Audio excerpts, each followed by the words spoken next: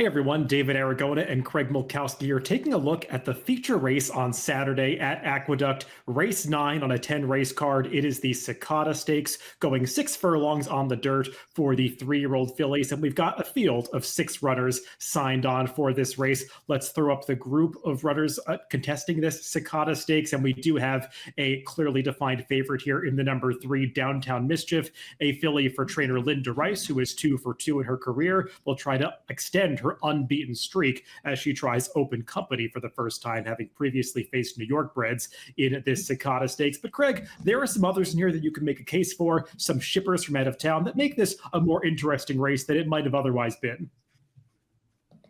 Right, I'd agree. It's a pretty interesting race. It's not the biggest field, but we don't have a whole lot of running lines to go on. Mostly lately raced 3-year-old fillies, and most of them coming in on what looks like really good form.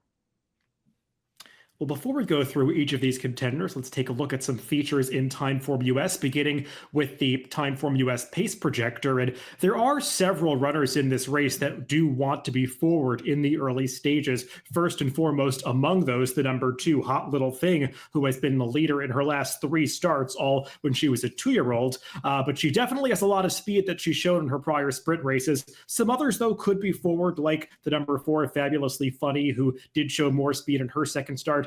Craig, I did note the positioning of that favorite, the number 3, Downtown Mischief, who is 4th on the pace projector. She's not one that's ever been in behind horses, even though she has rated just off a leader in her prior starts.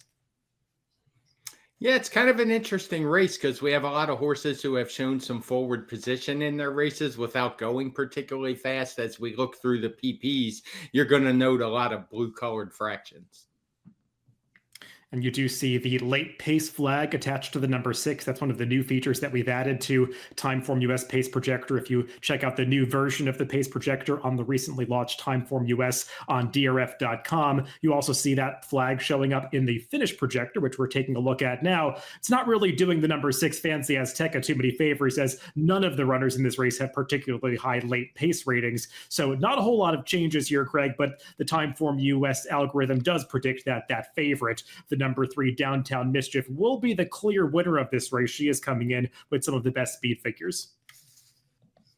Right, and just, I know we've mentioned this before, but it's just a visual representation of the Timeform US power picks.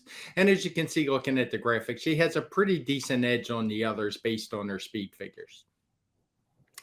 Well, we'll see if either Craig or I are against that favorite as we start to go through these contenders. And we're going to take this field in post-position order, beginning with the number 1, Tappin' Josie. And we'll take a look at her most recent start at Parks when she became a stakes winner in the Society Hill. And Craig, for a 3-year-old filly, this one has already done a lot of racing and a lot of winning. This was her 4th victory in her last 5 starts, actually the 5th time in her last 6 starts that she crossed the wire first. She was disqualified out of one of those, but this horse just knows how to win races, is stepping up in class though.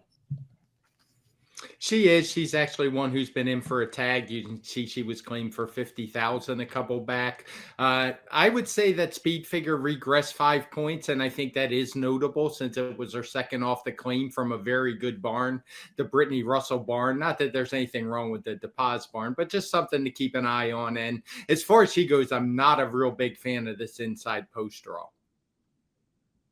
At least she's shown the ability to come from off the pace. We did see her use that running style really for the first time ever, 2 back, when she dropped far out of it early and made a big run to get up, slicing through between horses, was back closer to the pace last time. So we'll see what kind of running style they use in this race on Saturday. But at least she is one that you know can come running late.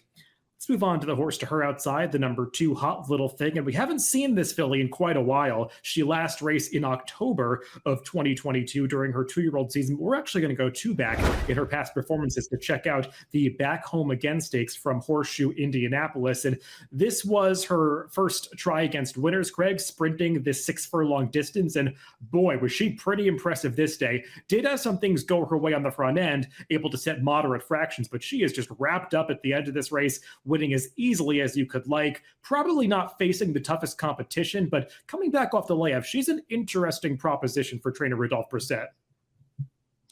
She is a good one, and that 14-length margin was very nice. Obviously, she got a big 95 speed figure. As you know, she is jumping up in class. It was two back, but she did try two turns last time, and it seems like that was just too far for her. She was 1-5 that day, so obviously the competition wasn't that strong on paper, and she just had nothing left for that final furlong after having a pretty moderate, setting a fairly moderate pace and having a clear lead. But if you just look at her sprint, she certainly fits here. It's just a matter of how ready she is off the layoff.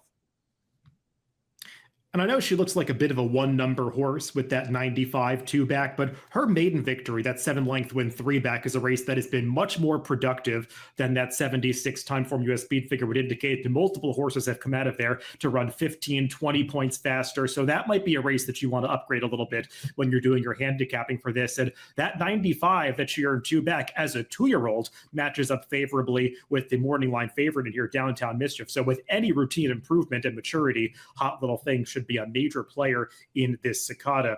Moving on to the number 3, Downtown Mischief, that horse that I did peg as the even money favorite. We'll check out her last race when she won a New York bred allowance race at Aqueduct in the slop. And Greg, I do like the way that this daughter of Into Mischief finishes off her races. The runner-up in here, Midtown Lights, who's taking a good late challenge at her. She was coming out of a runner-up finish in a stakes race in her prior start, so she had some quality. And Downtown Mischief just holds her at bay throughout the stretch run.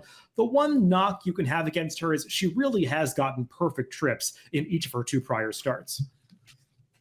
Yeah, that would be the one argument. Visually, she certainly does finish off her race as well. Though Midtown Lights was getting to her late in that race, didn't really threaten her, but you wonder if it was another half furlong how it would have went. And she should be finishing off strong when you see all these blue fractions. I will note she ran that 95 in her first time out with the easy win. Looks like she regressed a little bit, but you can see the final time was a 98.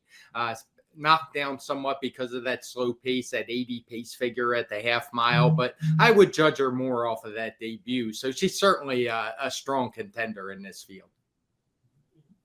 Yeah, based on the final time numbers, she really does kind of tower over this field a little bit. The buyer speed figures that some people might be using in their handicapping reflect that as well. So that's part of the reason why I made her such a short price on the morning line. But I agree, she probably will have to deal with a faster early pace here than she's been accustomed to seeing in her prior 2 starts. So we'll see how she adapts to that at what figures to be a short price. Moving on to the number 4, Fabulously Funny. We'll take a look at her last race when she broke her maiden at Aqueduct, actually on the exact same card, February 17th, when Downtown Mischief won that allowance race. You see, again, that same sloppy track here. And Fabulously Funny handled the conditions pretty well moving forward off her debut race, where she came from off the pace. In this start, she showed much better tactical speed and was able to hold off a couple of runners trying to come at her late. If you're familiar with the Anthony Dutrow barn, that shouldn't be a big surprise that he improved second out. It's kind of been his MO for a long time. Lately, he sent out some firsters to run well, but just going way back, he's always been one that kind of gives him a race. So I liked what I saw from her. We see those similar blue fractions. She would need to take a step forward in here, but she is a lately raced 3-year-old filly, and her speed figure last time wasn't that far behind. As you note, the final times were pretty close on the same card. The one knock that I have against her is that the 2 horses that she beat last time, Spelterini and Risk Free, they're actually running back in a maiden race on Friday at Aqueduct this week. So you can check out their past performances there if you like to. But they're 2 horses that have each had a lot of chances. They like to settle for minor awards. So she was beating a couple of horses that just seem like they don't really want to win races. But she definitely is one that still has upside in just the 3rd start of her career.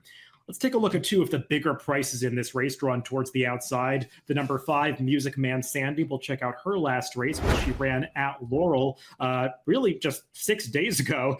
Not surprising, though, to see her wheeling back on short rest, because that is the MO for trainer Lynn Cash. She likes to run these horses quite often. Taking a shot here with a horse that's generally run against cheaper company, Craig, but it wouldn't be the first time we've seen one of these Lynn Cash runners jump up at a big price. No, for sure. This may be the first time we've shown a replay of a claiming race when we're talking about a stakes race, but she won it impressively, as you'd expect. She went off the favorite that day. She got a nice speed figure. Her figures aren't very far below the favorites, as you note. She got a 90, upgraded a little bit because of a little bit faster pace. So she's one I would be a little skeptical of in here, but she's going to be a big price if you like her. And it's not like you can just toss her based on the numbers she's been running. And then drawn on the far outside, the number 6, Fancy Azteca. We'll take a look at her most recent victory when she beat starter allowance foes. That's her coming very wide off the turn here as she really took the overland route in this race. She's another one, though, like the horse drawn to her inside, Craig, that is going to get a real class test here. She was just beating weaker company last time, broke her maiden against $20,000 maiden claimers. This is a different caliber of horse that she's facing on Saturday. It is. You can see the low race ratings and also in victory, her low speed figures, which just don't really fit here. It is just her 4th start. Maybe she could take a step forward. She's certainly in very good form, but I prefer some others personally.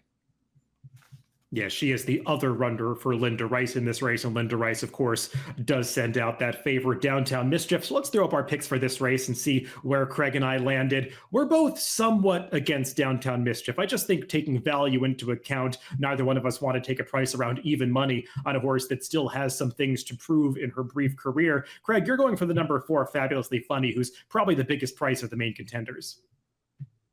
Yeah, I'm just looking for a little more value. I think this race is a little more wide open than how it's going to be bet. So I want to take a little longer price, particularly with likely raced horses like the favorites that we're talking about for the most part. So looking for some improvement for the Anthony Dutrow barn, which wouldn't be a surprise, seen it with many of its runners in the past. And I went with the number 2, Hot Little Thing. I was impressed with that stakes victory, too, back when she was a 2-year-old filly. And we'll see if she's able to improve or get back to that race as she comes off the layoff for trainer Rudy Bissett in this Saturday Cicada Stakes at Aqueduct. Good luck if you're playing the races this weekend.